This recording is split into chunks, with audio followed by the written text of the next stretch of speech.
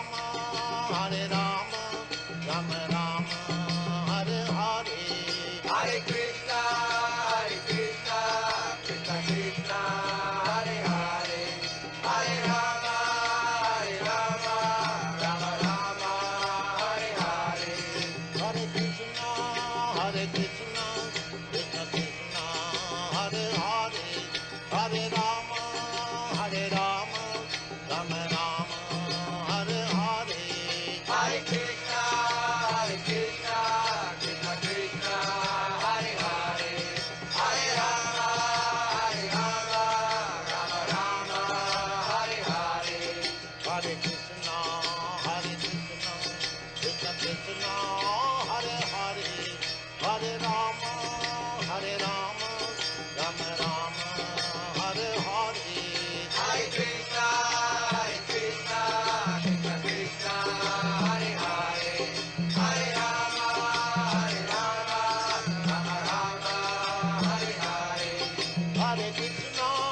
Hare Krishna, Krishna Krishna, Hare Hare, Hare Rama, Hare Rama, Rama Rama, Hare Hare.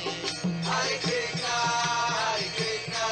Krishna Krishna, Hare Hare, Hare Rama, Rama Rama, Hare Hare. Hare Krishna, Krishna Krishna, Hare Hare, Hare Rama, Rama Rama, Hare Hare.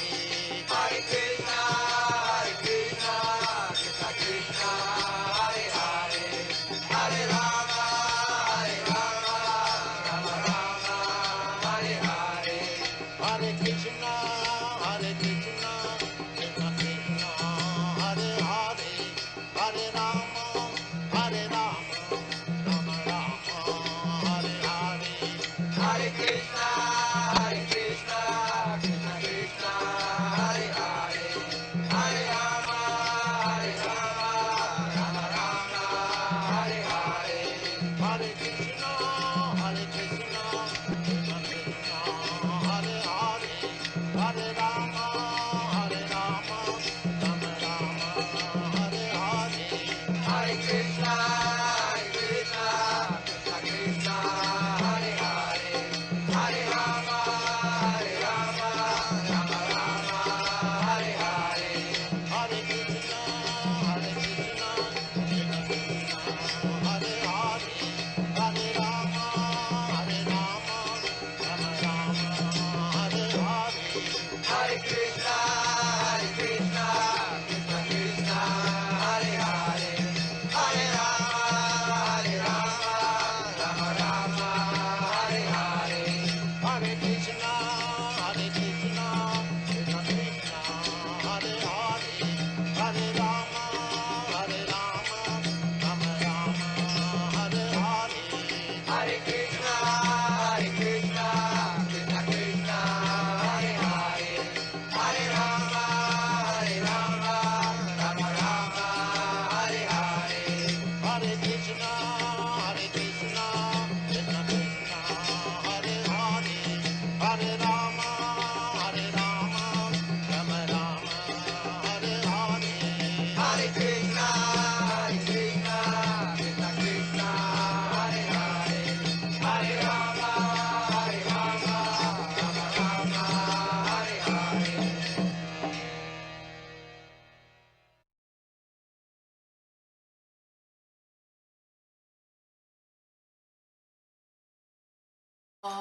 Punya Bihari,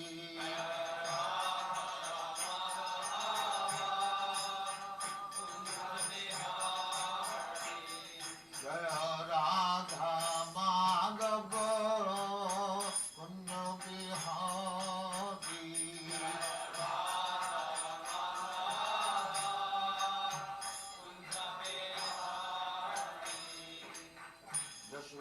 Jashodanandana, Brajajana Ranjana,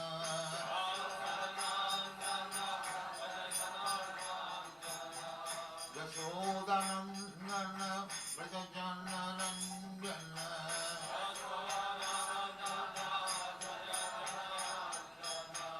Jamuna Tira Banachari,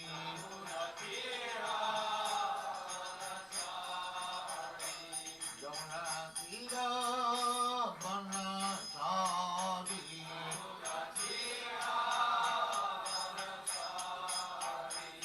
Jaya Radha Madhava, Punya Bihari,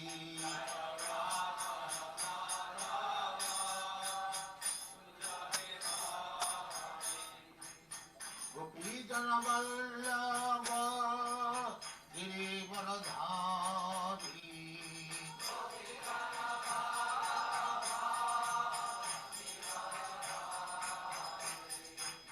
Gopijana Vallabha, Girivaradhari,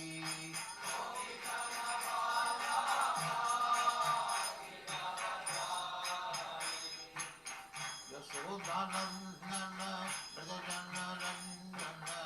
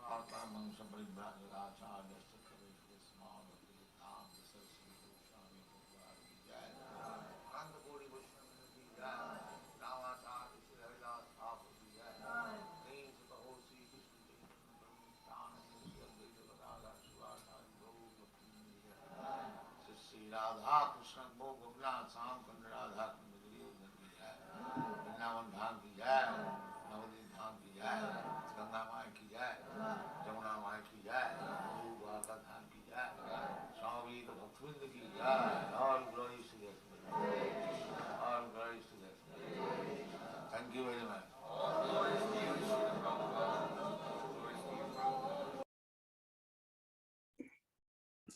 Hare Krishna Guru Maharaj, all obeisances. Haribo, first Prabhupada. Nice to see you. How are you doing? Nice to see you. Thank you for having me come. Oh, Bhakti dear Damodar Swami, Ki Jai.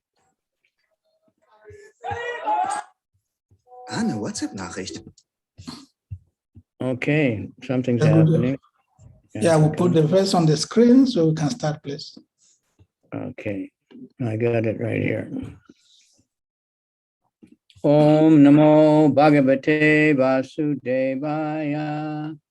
Om Namo Bhagavate Vasudevaya. Om Namo Bhagavate Vasudevaya. All right. Sarvatmana Samadrisho Yad Vayas Yana Hari Krite Tat Kritam Mati Vaishamyam Nira Vajasyana Kvachit.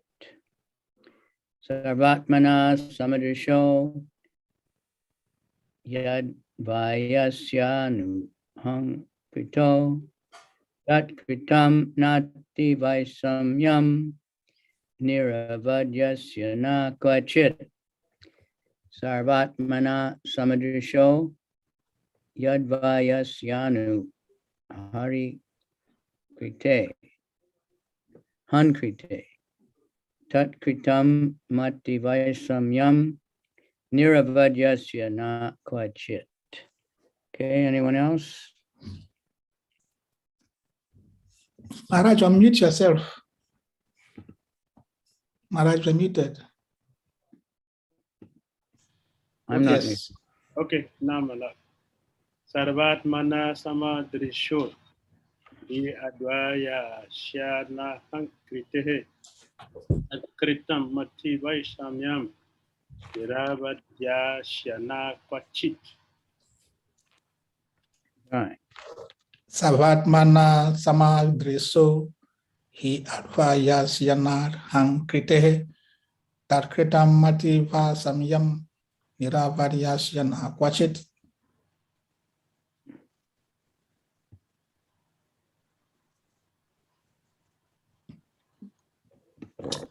Anyone else?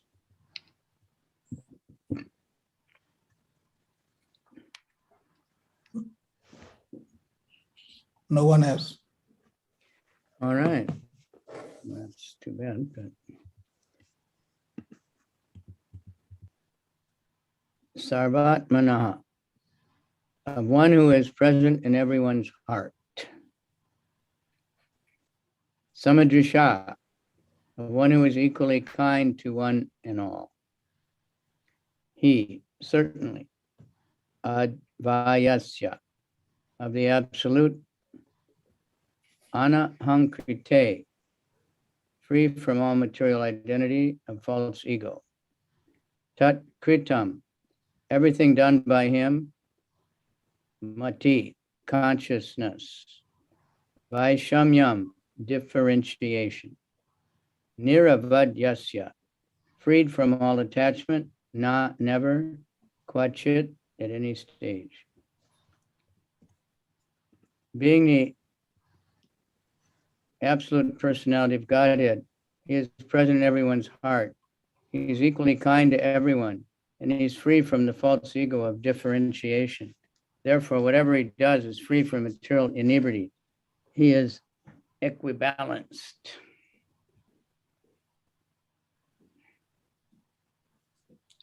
No translation. Purport by His Divine Grace, A.C. Bhakti Vedanta Swami Prabhupada. Because he's absolute, there's nothing different from him. He is Kaivalya. There's nothing except him. Everything and everyone is a manifestation of his energy, and thus he is present everywhere by his energy, being non-different from it, just as the sun is present everywhere, wherever there is sunshine. The sun is identified with every inch of the sun rays and every molecular particle of the rays. Similarly, the Lord is distributed by his different energies. He is the Paramatma, or the super soul, present in everyone as a supreme guide. Therefore, he's already the chariot driver and counselor of all living beings. When he therefore exhibits himself as the chariot driver Arjuna, there's no change in his exalted position.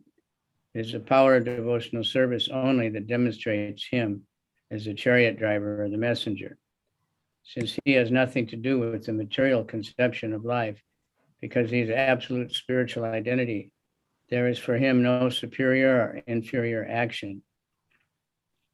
Being the absolute personality of Godhead, he has no false ego, and he does not identify himself with anything different from him.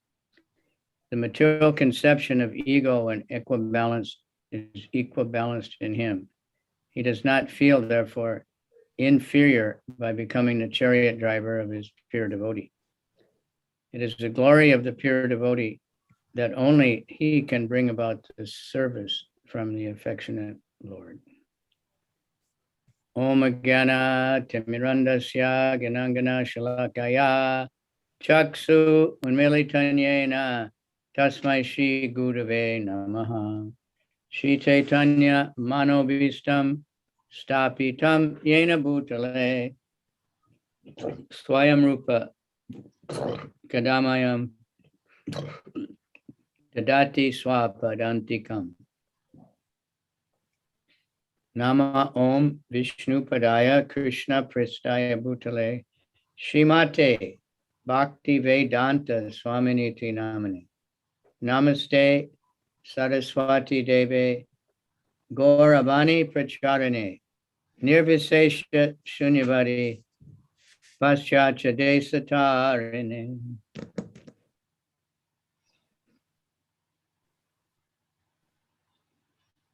Panchakalpa Tarubhyascha Kripa Sindhubhya Evacha Patitanam Pavanebhyo Vaishnavebhyo Namaha.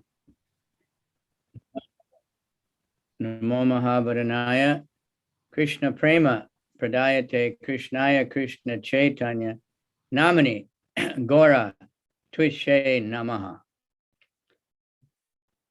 Panchatatmakam Krishnam Bhakta Rupa Swarupakam Bhaktavataram Bhaktakyam Namami Bhakti Shaktikam. Hey Krishna, Karuna Sindhu, Dina Bandhu, Jagat Pate Gopesha Gopika Kanta Radha Kanta Namostute, Tapta Kanchana Gaurange Radhe, Vrindavaneshwari Vishabhanu Sute Devi, Pranamami Hari Priye. Krishna, absolute. Nothing is different from him. Absolute truth.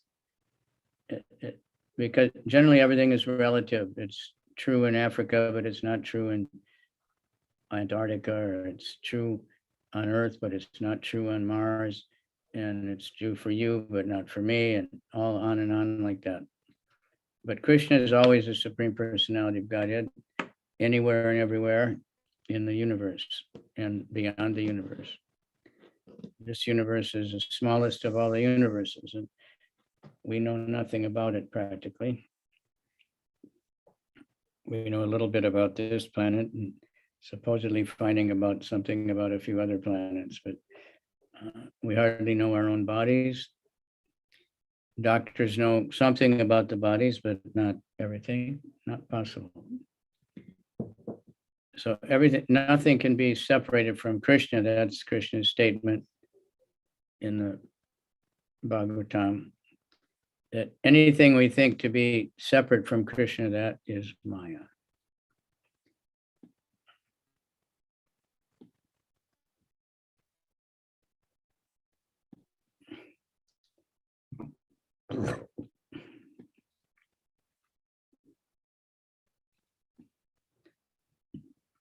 But nowadays, everybody wants to separate everything from God and think God has nothing to do, and God is not everywhere, and he's just someplace, or he's in your mind. But it's proven again and again that's not the fact, but still people feel that way because they're not intelligent.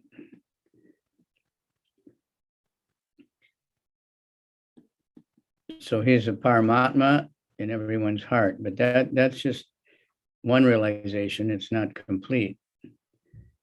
I was reading today in the morning, we read, and it said that the Yadus, they were Krishna's intimate associates. They were living in Dwarka, but they only realized Krishna as the Paramatma. They didn't realize Krishna as the Supreme Personality of Godhead, the original source of everything.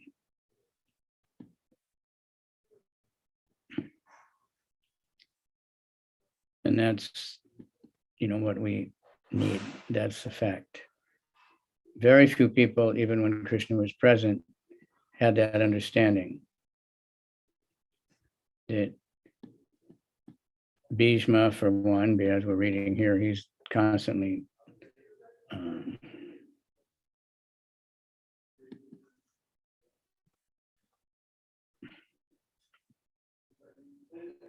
telling Yudhisthira, and not only Yudhisthira, because he had a huge crowd there, all the greatest sages in the universe and all the demigods and Pandavas, and Bhishma is just glorying how Krishna is the Supreme Personality of Godhead.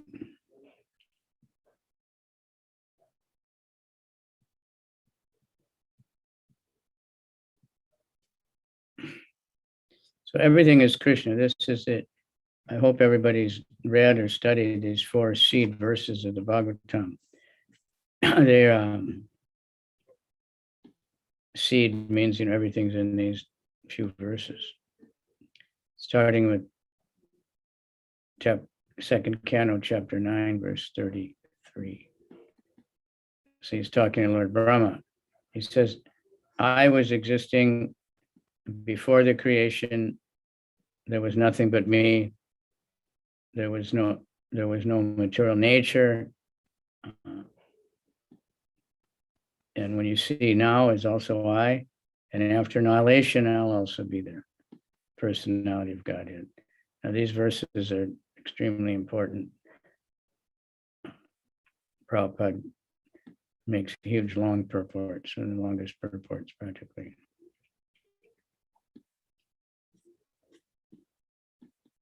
Then he says the one I was mentioning, I think.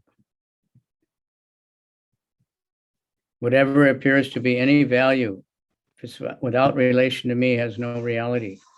Know it is my illusory energy, that reflection which appears to be in darkness. So that's something that modern world is trying to separate everything from God, and really basically meaning there's no God, because the definition of God is he's a supreme controller. He's all pervasive. He's the beginning and the middle and the end of everything. So how can we, think that church and state should be separate? Like, no, of course, because the churches became corrupt, the state becomes corrupt, so they fight with each other.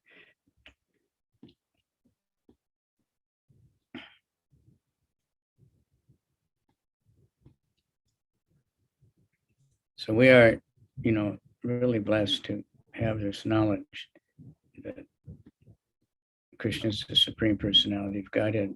It's by the mercy of Lord Chaitanya, because many people think he's not the original, he's the incarnation of Vishnu. But Lord Chaitanya, made it very clear, and he gave this knowledge out for everyone, and he empowered Srila Prabhupada, who, did it in such a way to just bewilder everyone. Started out with nothing. There's a saying that I hope everybody in Africa will pick up on. It's a business axiom. It's also in the Vedas that if you want to do something big, start small. Small things are not, insignificant.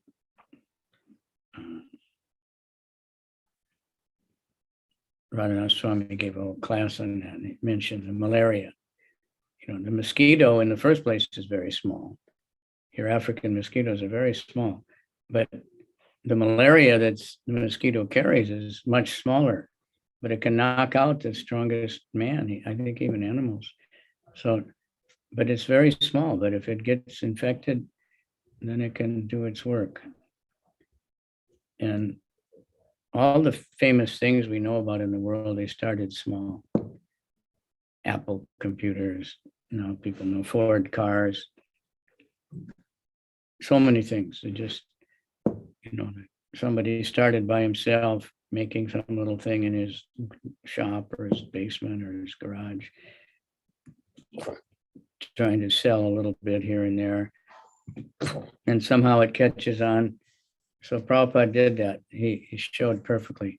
First place, he was old, so he showed that that's not an impediment.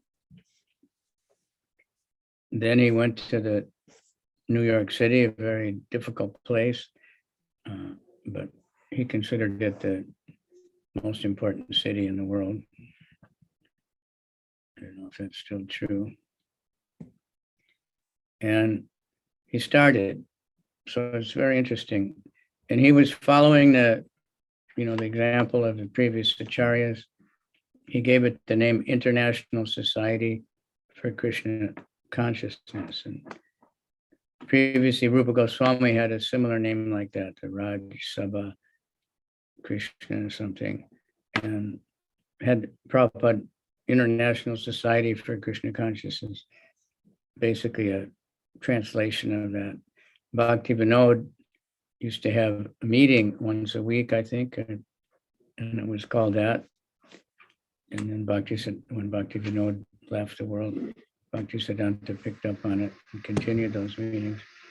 And then Prabhupada, by Krishna's arrangement, because Lord Chaitanya wanted to go over the world, he didn't want to just be in India.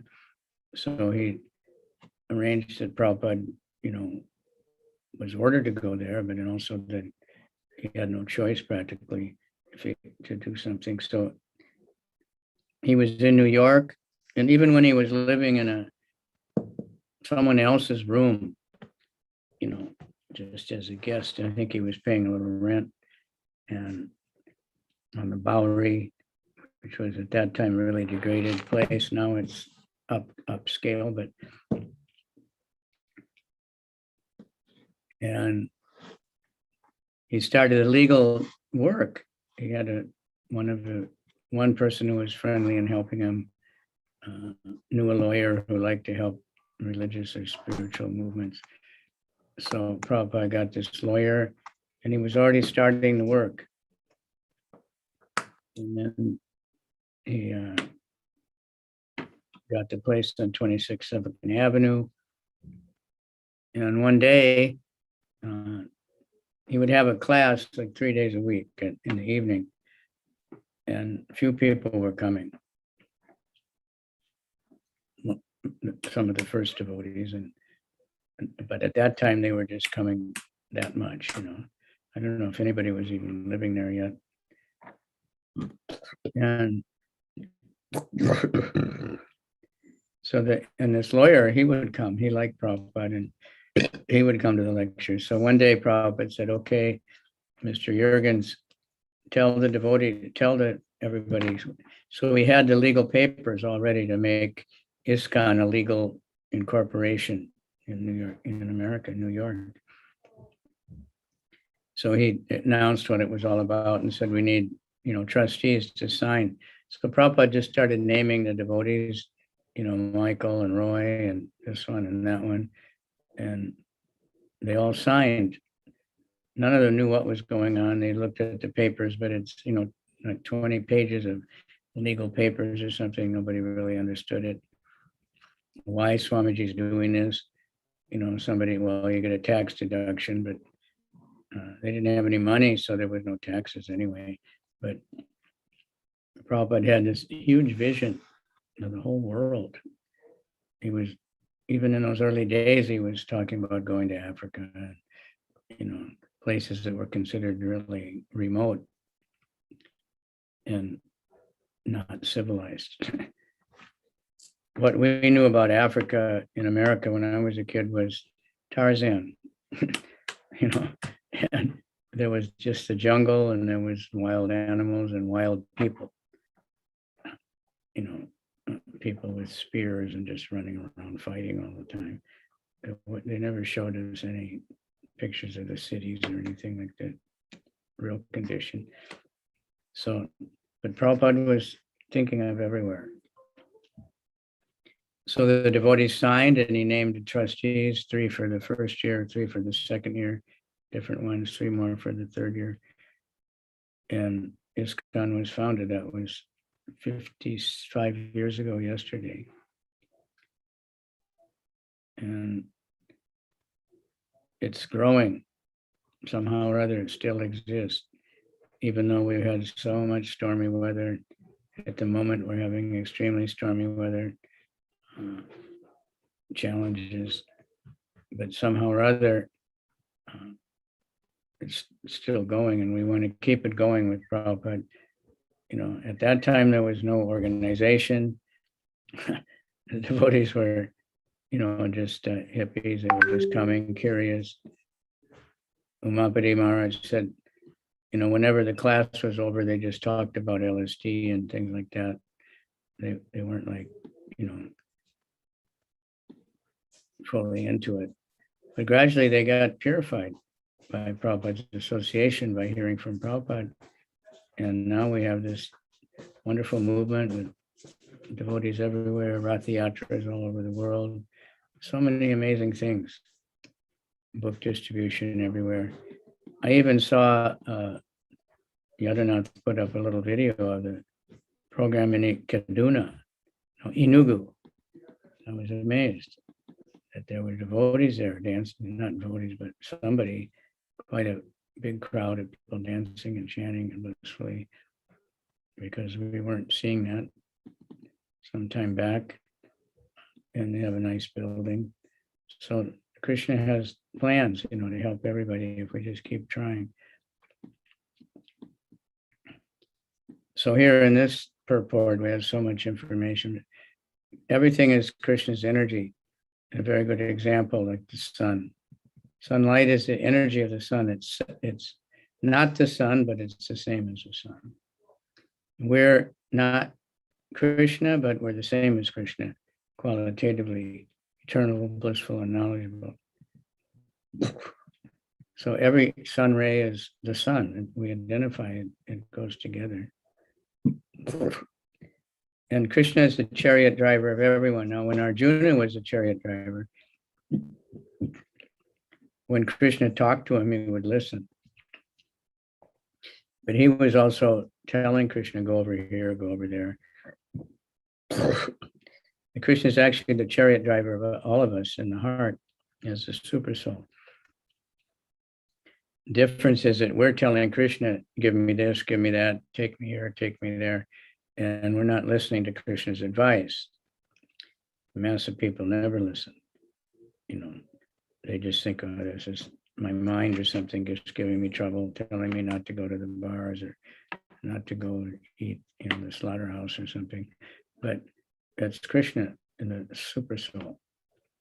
How do we know whether it's Krishna or not? As we check Bhagavad Gita, and if what we're thinking about or hearing matches up with positive things in the Bhagavad Gita, we take it up. And if it's matches up with the don't do things, then we don't do it, hopefully. So it's important to regularly read Bhagavad Gita. So Krishna has nothing to do with the material conception of life. He's complete spiritual. But the material energy is his energy, but it's just an illusion, temporary thing. Krishna has no false ego. He doesn't identify with anything different than him. Everything is part of him. But achintya veda veda tattva, simultaneously the same and also different. So we have in the Bhagavatam many very good summaries of the whole philosophy.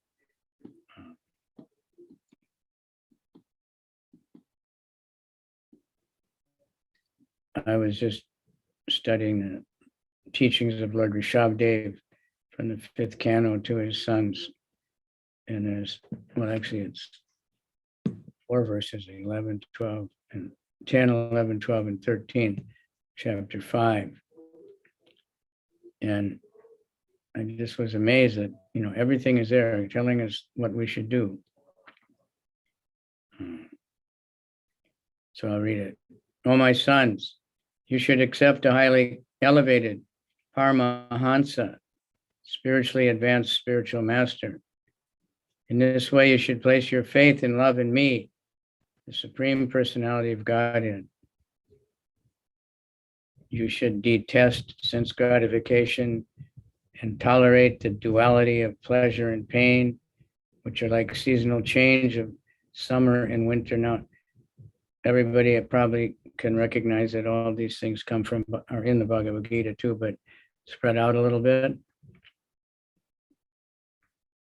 Try to realize the miserable condition of the living entities who are miserable even in the higher planetary systems. Abrahma Bhuvanaloka, that from the highest planet to the lowest, they're suffering because repeated birth and death take place, even in the highest planets. Just like on Earth, we see people with huge mansion houses. They look more like hotels, or people staying in these really opulent hotels with all kinds of servants and just push a button and get whatever they want, sense gratification.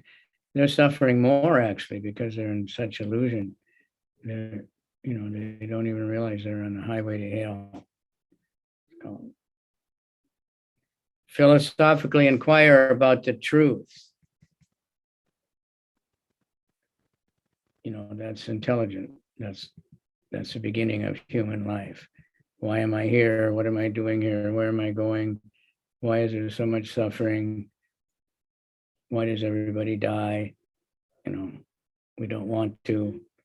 Everybody wants to be happy. They want eternal, no disturbance, but it's always there. Then he says, undergo all kinds of austerities and penances for the sake of devotional service. So our austerities and penances are simple. We don't have to stand on one leg for a year. Like sometimes you see someone in Vrindavan doing that, although they have a little swing they lean on, but they keep only one leg on the ground, doing all kinds of crazy tapasya, sitting with their arm in the air for 12 years or something.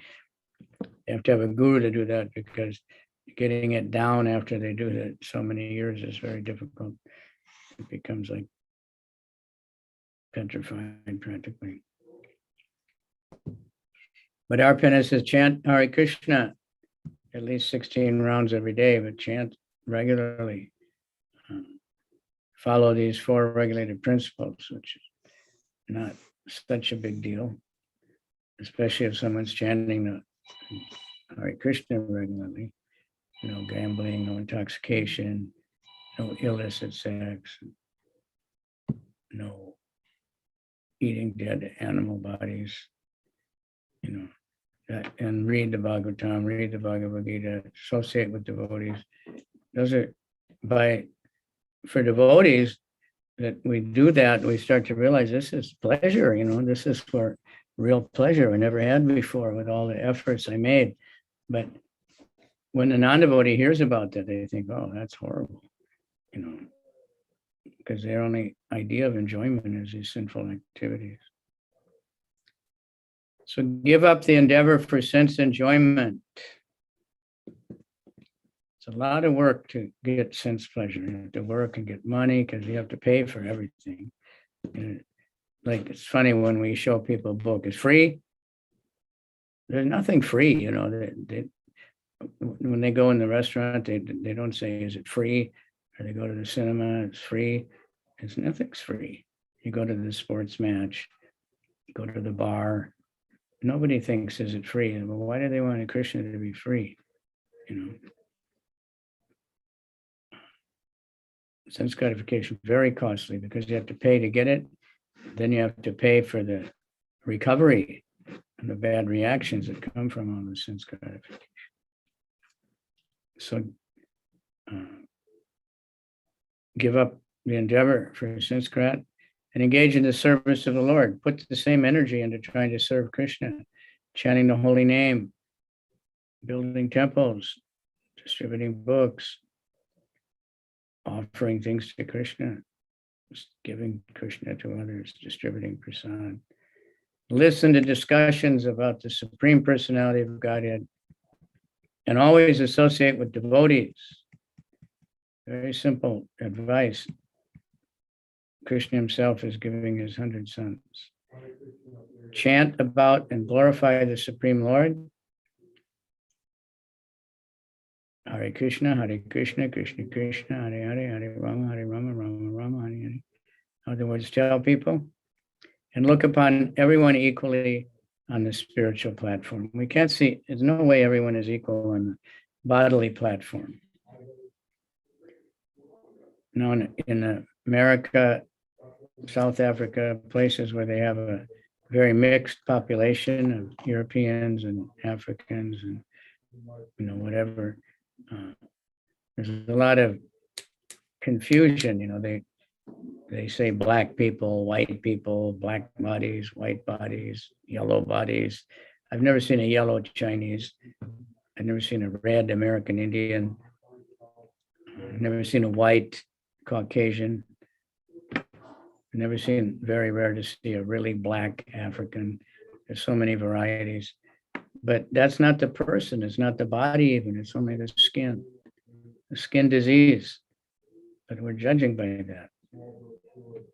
But one person is big and strong, one is weak, one is smart, one is stupid, one is fast, one is slow, one is beautiful, one is ugly. But what I think is beautiful, you may think is ugly, and vice versa.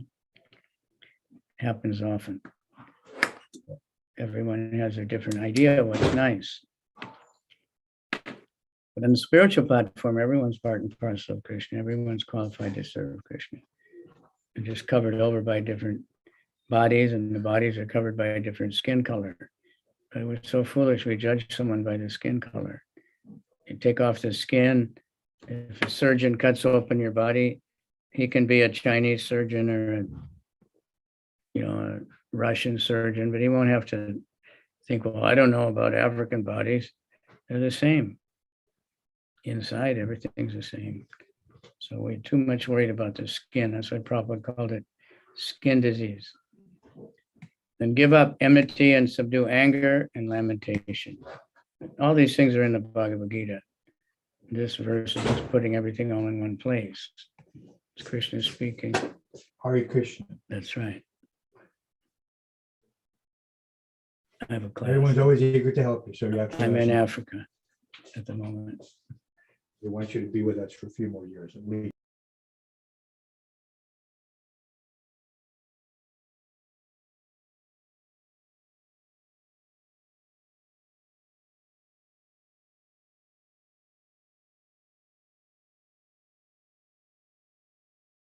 Oh my God.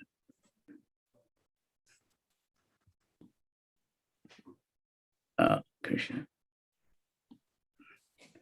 How did I get muted? I didn't mute myself. It just happens sometimes. So how much I guess it was a short time, huh? Yes, Gurudev. Can Yeah, take so give up questions. enmity We and have got a subdue new anger. Gurudev. So, yeah, Yeah, we have all the new members, so you can take a lot of questions if you are done. it's okay, it just flows along. So give up enmity. Don't make enemies.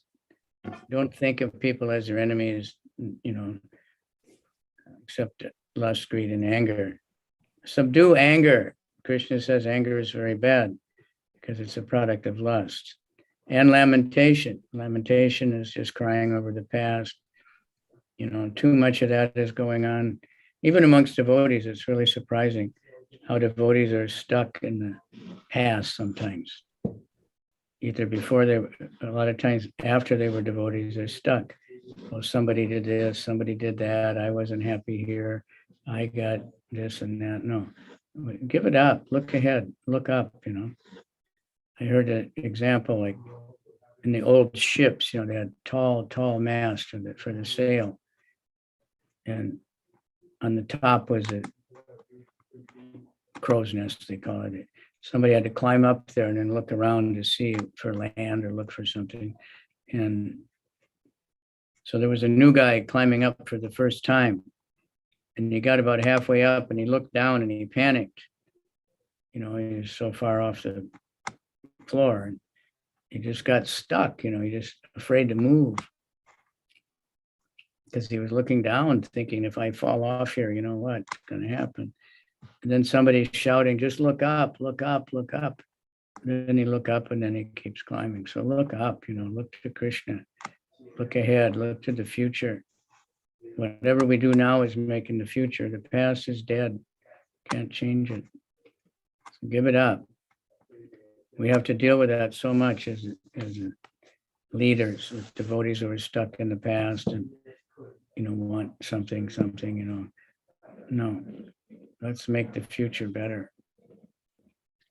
Then he says, abandoning identifying the self with the body and the home. So that's exactly what I was just saying. And that's another verse we hear quite often, one who thinks his place of his birth is worshipable, or he's attached to this bag made out of kappa, fitu, and payu, is just insanity, no better than a donkey or a cow as far as intelligence goes. And practice reading the revealed scriptures. So everything is here. Like if anybody wants, I was thinking we should post this on the wall everywhere and put it out on all our, practice. Everything we're supposed to do is right here in this one verse. If anybody ever asks you, this is a 5th canto, chapter 5, verse 10 through 13. Live in a secluded place and practice the process while you control your life. That means live in a temple, live with devotees, or live inside, keep, don't identify with your environment. Sometimes we have to live in society. Have full faith in the revealed scriptures. Don't doubt. It's absolutely true. And anybody, the more we practice and the more we follow what's in the scriptures and the more we observe, different things that we see, that's absolutely true. And always observe celibacy, no wasted sex life, no wasted thinking, about things that aren't spiritual. Not only sex life. There's so many other things that would eventually lead to sex life, like lust. I was saying one time in a class that wanting to control, that's lust. And I want power. Devotee said, oh, I thought lust was only sex. No, lust is just wanting. For me, I want what I want and I'll do anything to get it. And if I don't get it, I'll get more angry and I'll destroy anyone I think stopped me from getting it. We were driving on the highway here in New York the other day, and there was a sign, a Christian church sign. It said, "Lust destroys." A big sign, I thought that's intelligent. The other side said, "Jesus saves." So, lust destroys. Is an all-devouring sinful enemy of mankind. So from the very beginning, one must curb this sinful enemy of lust. Perform your prescribed duties and avoid unnecessary talk. Prajalpa, we discussed that a lot in the Upadeshamrita class. Prajalpo Niyamagra. These are things that ruin our spiritual life. Just talk about the politics, talk about the, this and that, talk about the corruption. It's all there, but the only way we can help make anything better is by spreading the holy name, spreading Bhagavad Gita, get more and more people in line, Then he says, always thinking of the personality of Godhead, acquire knowledge from the right source. So we have to check, the guru is bona fide. And that's why Prabhupada always told us, read the books, so we'll be able to judge people. Who's a devotee who's really doing what's right? Practicing bhakti yoga, you will be elevated in knowledge and you will be able to give up the false ego. A lot of times in mundane psychology, they just say the ego, which is, they mean the false ego, but they don't really understand. They just think it's more like thinking of myself all the time. The real ego is that I'm the spirit soul. I'm part and parcel of Krishna. I'm 100% spiritual. I'm meant to serve Krishna. And I'm here only in this body temporarily. I'm servant of Krishna. That's the real ego. False ego is anything else, identifying with any other type of body, whether it's a demigod body or any other kind of body, It's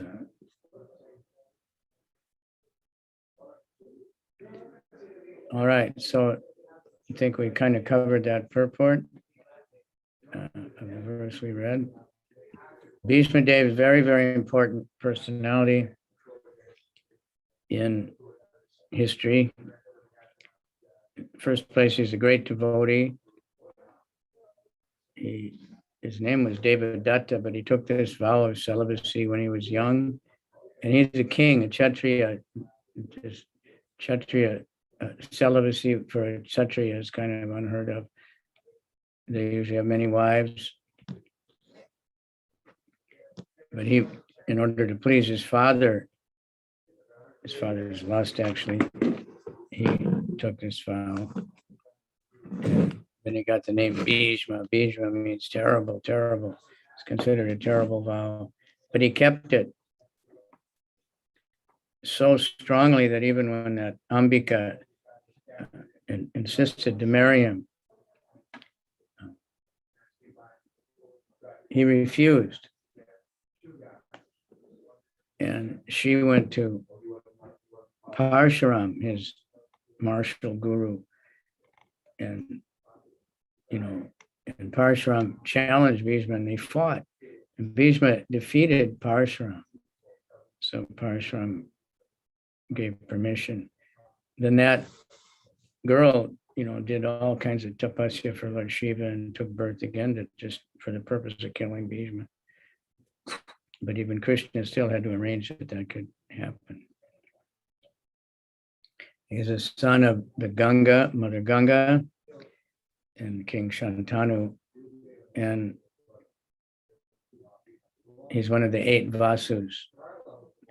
And they had made some mischief in the heavenly planets and were cursed to take birth on earth. The rest of them only had to take birth and then be killed by their mother. And then they go back to their heavenly planet. So her condition when she married the king was, whatever I do, you can never complain, you can never protest, no matter what I do. So he was so much enamored in love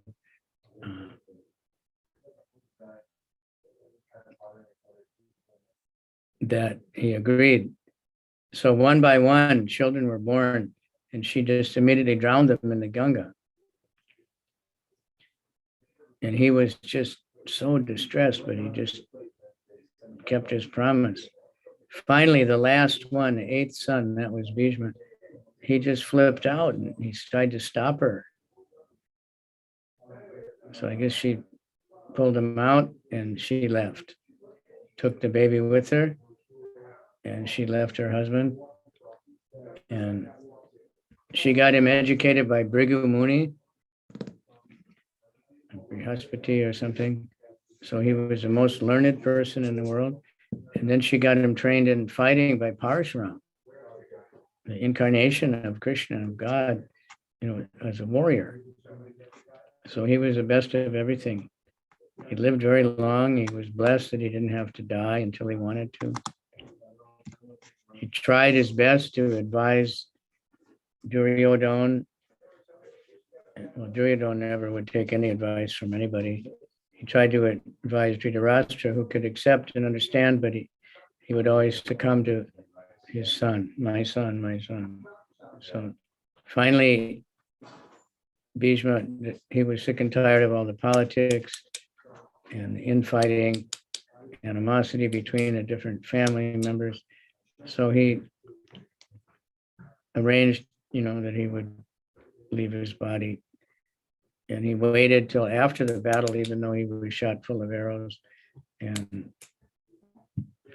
Krishna arranged that Yudhishthira could not be convinced to take up the job as a king, even by Vyasadeva, even by Krishna. So he went to meet Bhishma. All the demigods were there, great sages from all over the universe, to hear what this great person had to say at the end of his life. So we're getting in this chapter a small part of what Bhishma said. It's a major portion of the Mahabharata, maybe, I don't know how much percent, but it's a lot.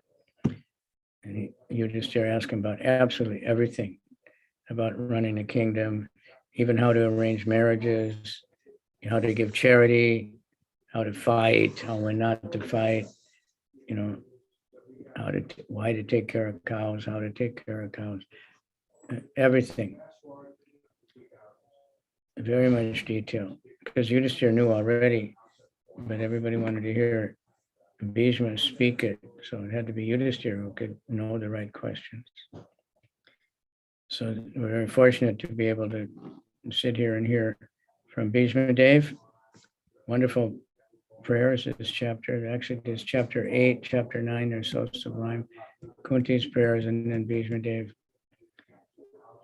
So Krishna is equally kind to everyone. Samoham sarvabhuteshu name dveshti sanapriya Bhagavad Gita. I'm equal to everyone. I don't envy anyone. I don't hate anyone. He doesn't differentiate between anybody or anything. All right. So he's equal balance. All these things that, we'll find in Bhagavad Gita, of course, also. We find absolute consistency between all the different scriptures. If we find anything different, it's not proper. All right, so let's see if you have any comments or questions. I have to see, we got a pretty good crowd today. I'm surprised. Last time it was not so good. Thank you, Guru Maharaj, for a nice class. Please, if anybody has a question, kindly raise your hand for a question. Yeah, Or you can type on the chat room, if you don't mind. 98 participants. Wow, I think I only saw that once when Bhakti Vasudeva was speaking. So maybe this is a better time for you all. Yeah, Guru Maharaj, I have a question from the purport. Okay. He was saying that that Krishna exhibits himself as the chariot driver of Arjuna. There is no change in his exalted position. So my question is, in the other religion, due to the new people in the platform, God is unapproachable. Even the Bible says, no eye can see God and live. but in Krishna consciousness, we see God. So one may ask, how can one see God? Yeah, well, that's, God can do whatever, Moses saw God when he went up on the mountain, isn't it?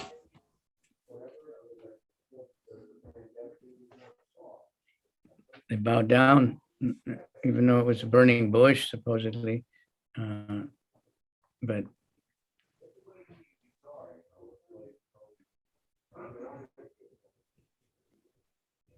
maybe if you see God, you can't stay in this material world, it means.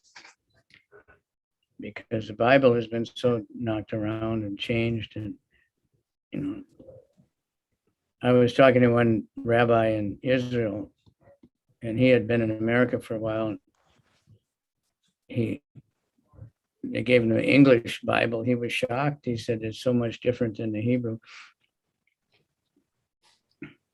So, with all these translations, and again, Chakshush found many things left out, in these new versions of the Bible from older ones. But that's Krishna. He can show, he says, Naham Prakasha Sarvasha, Yoga Maya Samavrita, Mudo Yam Nabijananti, Mama Vyayam Anutama. I'm not revealed to everyone. Not everyone can see me. From the Mudo Yam Nabijan, from the fools and rascals, they can't see me. Covered over by his external energy. And many think that God is just the effulgence, the Brahman effulgence. So if you get too close to that, you'll be in trouble. But I could say it means you can't live, you can't live your ordinary material life anymore. You're going to have to become a devotee of God if you actually see him. But I think, even in the Bible, at least if you go to heaven, you see God, right? And Jesus said, if you see him, it's not that he is God, but it's the same as seeing God. To see the pure devotee, Sakshat Hare Tvena Samasta Shastra, Tastataba Vyate Vasadbi. Does that help? Anybody else want to explain it? Yes, good day. Thank you very much. Somebody has a question, Taya Rebecca. She asked, what can you do in order to be fully Krishna conscious? Thank you. What's the question? What can one do in order to be fully Krishna conscious? Well, study that verse I just read and do all those things. Or just chant all the time. But in order to do all those things, we need to chant at least regularly, every day a fixed number. That's the most important thing. And follow the regulated principles. We're already fully Krishna conscious, but we don't know we're covered over. So we have to practice regularly to clean up the heart. That's, Cheto Darpana Marjanam Bhava Mahadavagani Nirvapanam Shaira Kaira Vachandi Kapitaranam Vijavadu Jivanam Anandam Buddhi Vardhanam Pratipatam Pranamrita Svadanam Sarvatma Snapanam Param Vijayate Shri Krishna Sankirtanam. And everybody turn on your camera so I can see if you're really there or not. Right? Yes, Gurudev. Yeah, a bunch in the first group here, the first page, we have a lot of cameras on. Damodar Maharaj, you have something to say about seeing God? You know the Bible pretty well, right? And somebody, George America wrote on the chat room that the Bible also says, blessed are the pure in heart, for they shall see God, which is true. Go ahead, Maharaj.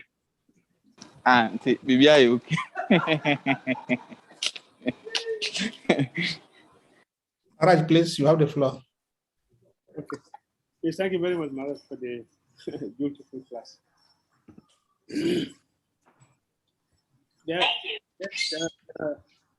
Your recommendation is correct. We should follow all what you just read, and also we should continue to chant and follow the regulative principles. If you practice this, eventually, certainly, you will see God. As confirmed from the Bible that those who are pure in the heart, they shall see God. It's possible that we can see Him because He's our Father. What is the difficulty for a child seeing the father, seeing the parents? Only when we become sinful that it's difficult for us to see. But when we get free from all the dualities, we'll be able to be God. Yeah. So I read one devotee, he used to be a Muslim, and he was saying that when Muhammad would go to hear from Allah, the Quran, there were 200 curtains in between Allah and Muhammad because the effulgence of Allah is so bright that nobody could tolerate it. So that's like the Upanishad. Hiramayena Padre, please remove this dazzling effulgence so I can see your real form. We're bewildered by Maya, so the ordinary person can't see. Krishna can hide. Like I said in the beginning there, that even in Krishna's time, there were only a few people that understood. They all saw him, but very few saw him as the Supreme Personality of Godhead. At least the Yadus knew he was, the Paramatma. Yogis might have seen the Paramatma. The Brijbasis, of course, were a whole nother school. They just were overwhelmed by love for Krishna, so they could only see him as their child or their friend or their lover or something or other. But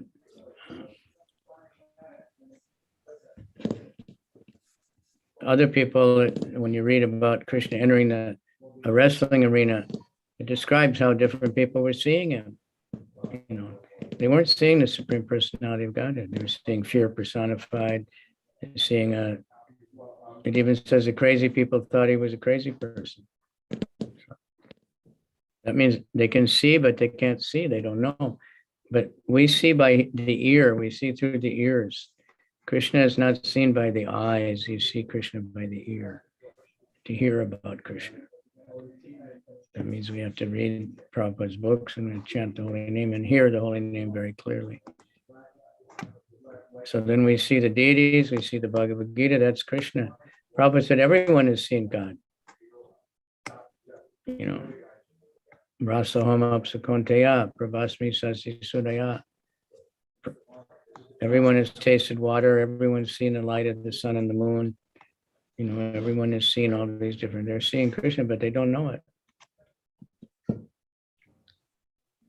Okay?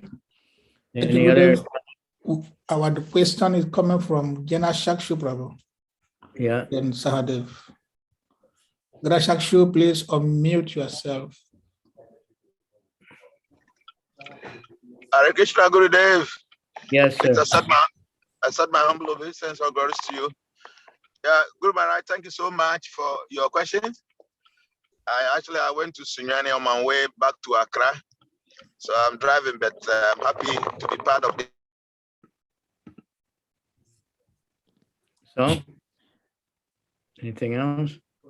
Yes, on the class. okay. So, Guru Maharaj, my question is for our new member chanting the Hare Krishna Maha. Guru Maharaj. Yeah. My question is, what is so important about chanting the Hare Krishna Maha Mantra? Well, in the beginning was the name, right? And the name is God. So that's how we can associate with Krishna. And we're bewildered because of impure mind. So we have to clean the mind, and it's the most powerful means to clear the mind, to drive out all the information overload. It's like if we eat too much, we have overload, the stomach, the intestines get overloaded, and we suffer. Now in this age of unlimited information, you know, coming from all sides, always contradicting each other, you know, the mind just becomes stunned and dull and stupid, and you don't know what to see. But we need to clear it all out, and that's by mantra. Mantra means to deliver the mind. We're captured in the material world by the mind. The name is Krishna, so that's why it's important to chant the holy name. Then Krishna is pleased when we make that effort. He doesn't need anyone to worship him, but he wants us to worship him because we get liberated. Krishna is not happy to see people suffering. All right. Yes, Gurudev, thank you.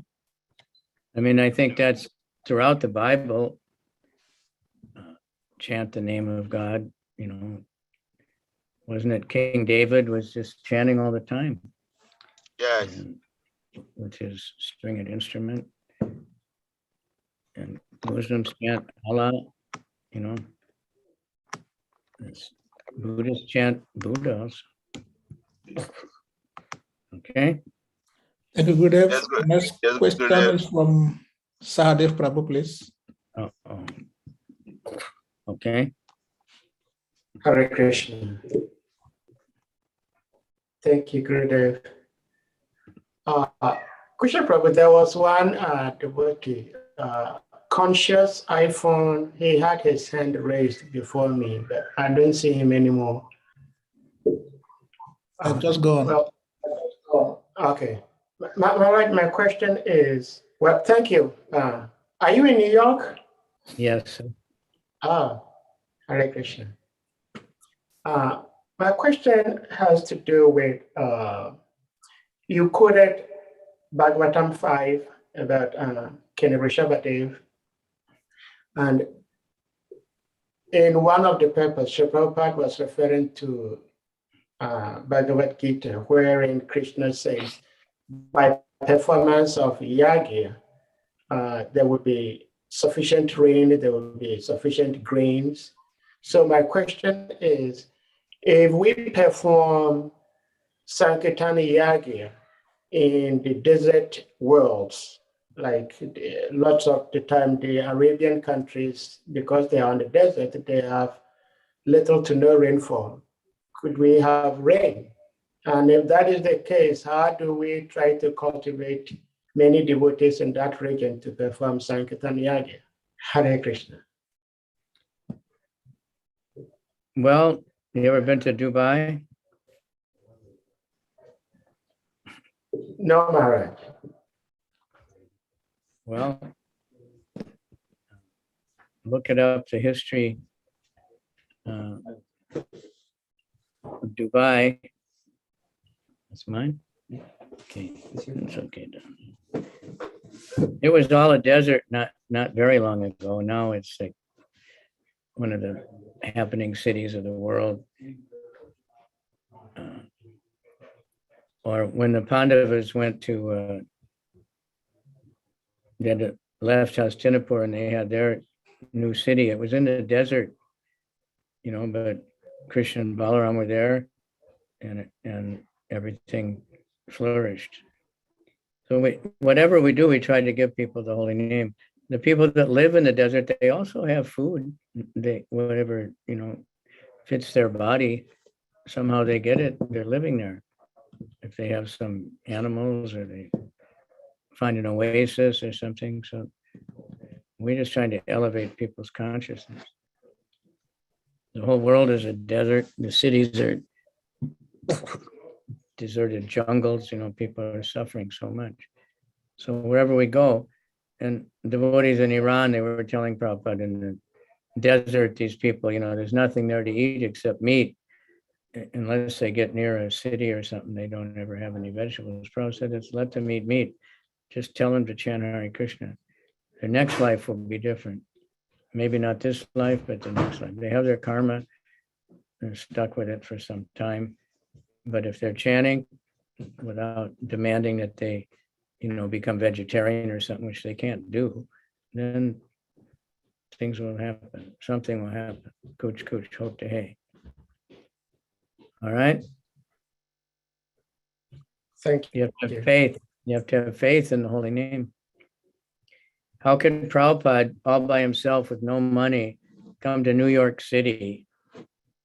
And within a year, he started a, registered society. And within a few more years, he had temples all over America, temples in London, temple in Paris and Germany. Right? How did that happen? So you're asking, like, when we go on TV in Nigeria, usually they would ask, how can just chanting Hare Krishna help the poor people? Well, God can do anything. If they become godly, their life can change.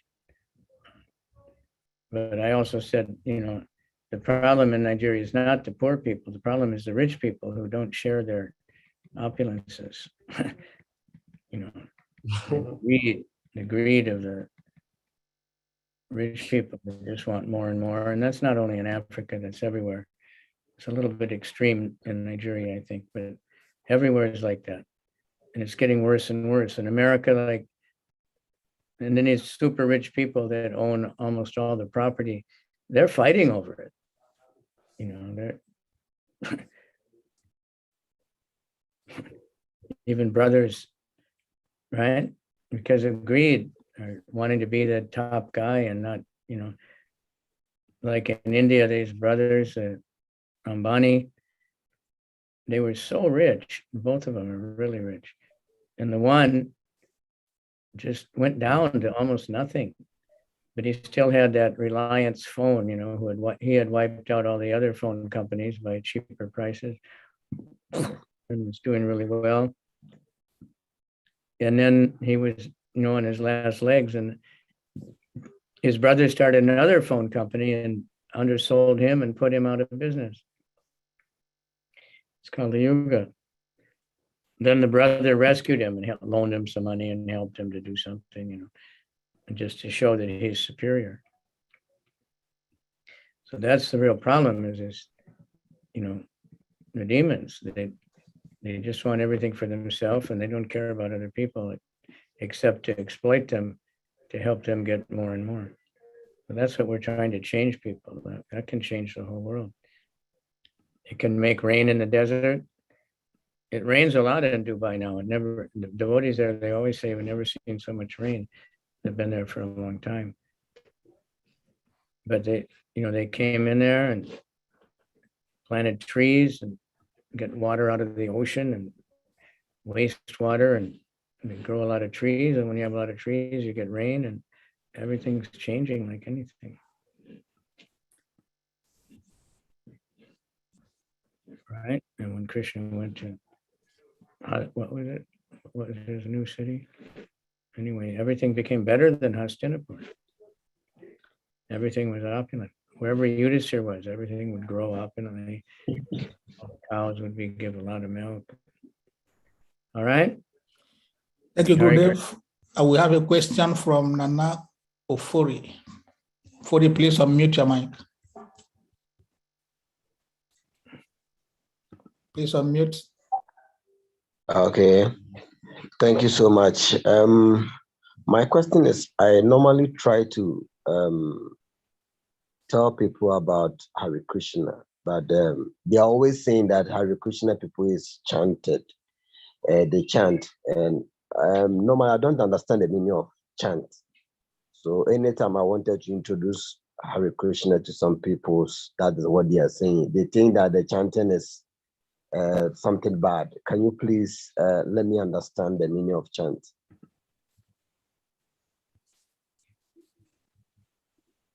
Can you ask that again? Yes. What I'm saying is that I normally try to, introduce Hare Krishna to others or the people around in my area in South Africa. But when you introduce, when you tell them about Hare Krishna, they said, Hare Krishna people, we do chanting, and normally I don't have chanting. So they think that the chanting is part thing. Can you please explain the meaning of chanting for me to The understand? meaning of what? Chanting. Chanting. Chanting. Yes. Well, it just, it's a word for singing or repeating. They have chants in every religion, every language. You can say it any way you want, but the idea is the name of God. The Hare Krishna is the name of God. And by repeating the name of God, if you don't want to chant, you can. If you believe Allah is the name of God or Jehovah, well, then chant that, but chant something. But do it more. Don't just say, well, I don't believe in Krishna.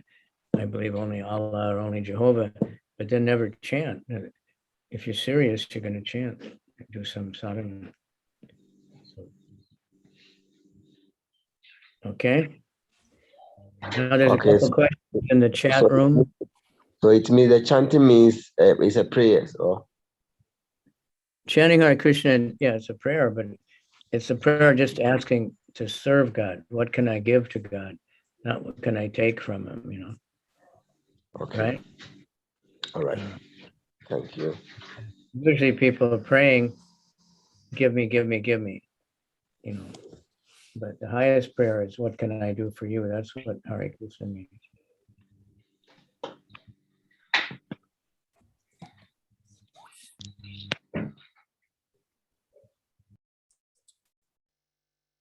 Chant. It's just In the dictionary, it says to make melodious sounds with the voice, especially to sing a chant, to recite something in a monotonous, repetitive tone. Protesters were chanting outside the transitive verb. To utter as in chanting, to celebrate or praise in song or chant. That's from the dictionary. Another dictionary says same thing. Same thing. Okay. Kumara, you have a question in the chat room. Yeah. Michael is asking, is the good quality of impartiality to everyone a sign of steady advancement for every devotee on the bhakti mark? It would be. That means not, it doesn't mean like some people treat everyone the same. They just take whatever they can get from them. That's not what it means. But it means not judging. We try to find a way to give Krishna to everyone. We don't judge by their skin color or their number, how much money they have, or what is their degree or something. We judge people by how much they want to hear about Krishna. Now there's another one from iPhone. Yeah, the one from iPhone is saying, I used to be in Ghana, now I'm in Amsterdam.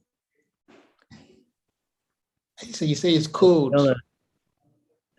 So I can use cold water to bath. Use cold water to bath. It's okay to use hot water. Yeah, it's okay. Not hot is not so healthy, but warm. Cold water is very good for health. Of course, in Ghana, we don't even have cold water. In Amsterdam, you'll have actually cold water. Really cold. But it's very stimulating for your body and mind. There's a wake-up call. But it's okay to, Prabhupada also heated up his water for his bath, but not hot. Hot is not good for your skin and makes you groggy, but warm, so it's not uncomfortable. All right. But one thing is, if you take the cold bath, afterward you feel warm. If you take a hot bath and when you get out into the cold room, you feel cold. But that takes a little. Why? Okay. Sadev, where are you? Such a big place. Huh? It's just the background. That's a virtual, huh? Yes, virtual, yes. Okay. I'm still right. in Harrisburg. Hare Krishna. Any other comments or questions?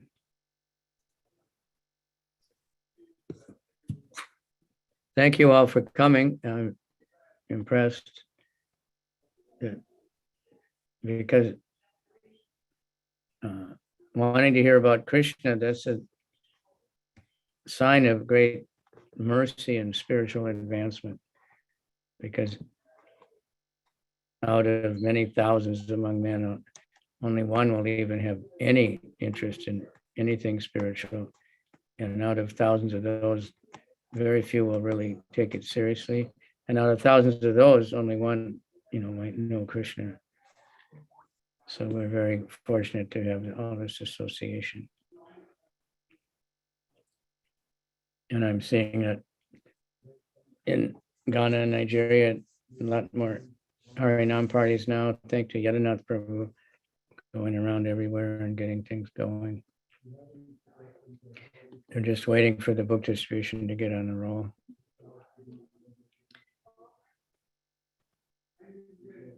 But by people hearing the chanting, they become favorable. They like that. And by devotees chanting more, we become spiritually strong, especially when we chant publicly and chant for the others, benefit of others. All right. So any more? I need to stop very soon.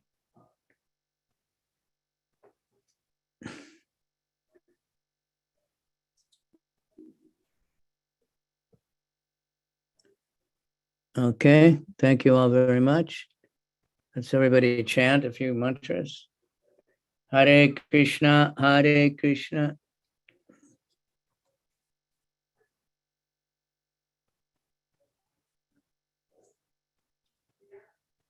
Oh, there's a question here that probably comes up a lot nowadays. Your child is gay. Oh, it's just to me. But then the next one is to everyone. Your child is gay or lesbian. Is the parent or guardian responsible? Not exactly responsible, not you did something wrong.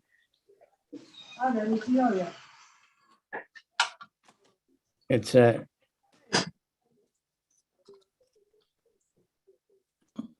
no. But the parent should tolerate and not condemn the child like sometimes people do. In America, they have like concentration camps. They send a gay child to and try to beat it out of him, It's very not so nice.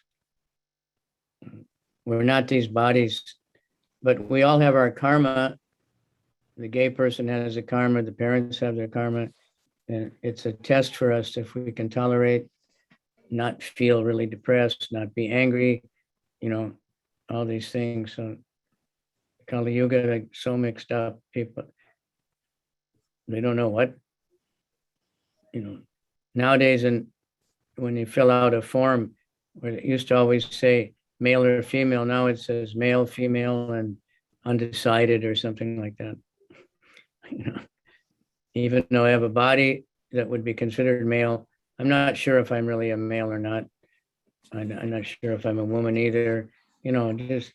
It's so mixed up because of bodily consciousness. That's why we're trying to promote spiritual consciousness and get people to understand who you really are. So anybody can serve Krishna. We don't discriminate between, what your gender or identity is. That whatever they do, they'll have to get some reaction for whatever anybody does.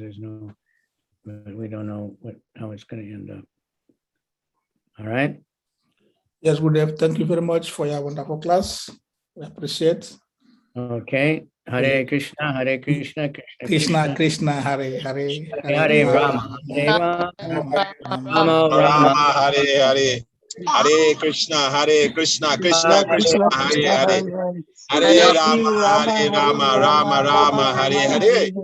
Rama, Krishna, Krishna Krishna, Rama Rama, Hare Hare. Goranga. Goranga. Goranga. Padakamalam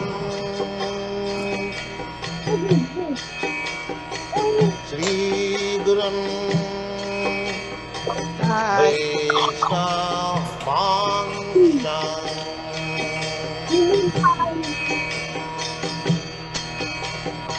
Sri Rupam Chakrajatam Sahagana Raghunathanvitam Tvam Sadivam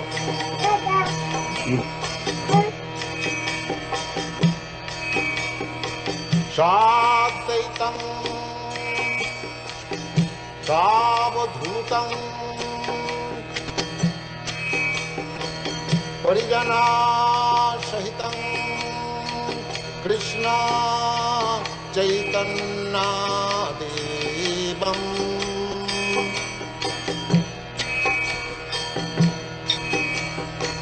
Sri Radha Krishna Padam Petucha na wabu ya no wabu bon se nyam pocket. Now they are two issues. We now they see what full moon about. Tell me go in Salam here. Sri Krishna Dia bani yi. Shiwe. Ena nsino me sa. Ena ngi hali be full moon ba wo. Ena we ko see.